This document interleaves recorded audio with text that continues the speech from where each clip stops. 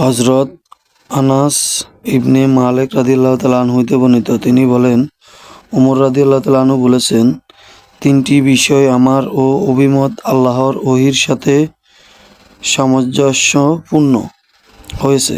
আমি বলেছিলাম, হে আল্লাহ রসুল সাল্লাল্লাহু আলাইহি সাল্লাম, আমরা যদি মাকামে ইব্রাহিমকে সলাতের স্থান বানাতে পারতাম, তখন এ আয়াত নাজিল হয়, তোমরা মাকামে ইব্রাহিমকে সলাতের স্থান বানাও। সূরা আল বাকারা 2 নম্বর সূরা 125 নম্বর আয়াত। দ্বিতীয় ও পর্দার আয়াত।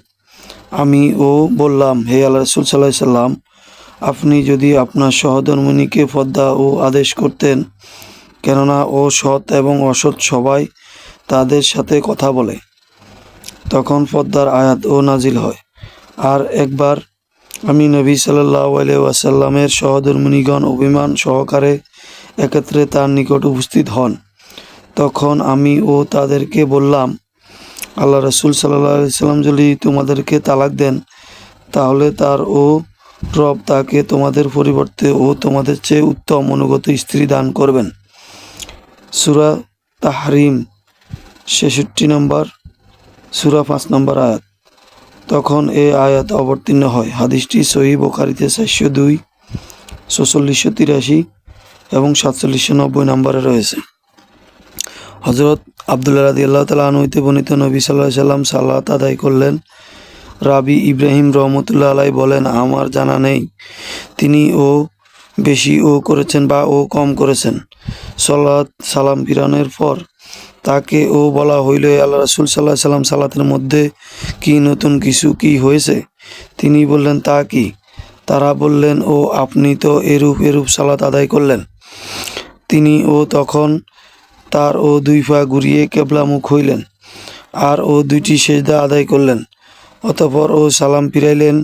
পর তিনি তাদের দিকে ফিরে বললেন, যদি সালাত সম্পর্কে নতুন কিছু হতো তবে অবশ্যই তোমাদের তা জানিয়ে দিতাম, কিন্তু আমি তো তোমাদের মতো একজন মানুষ।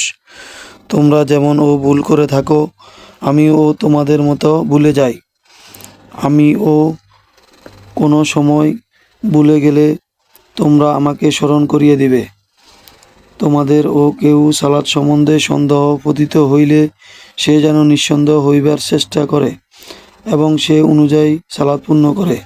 অতঃপর সে যেন সালাম ফিরিয়ে দুইটি সেজদা করে নেয়।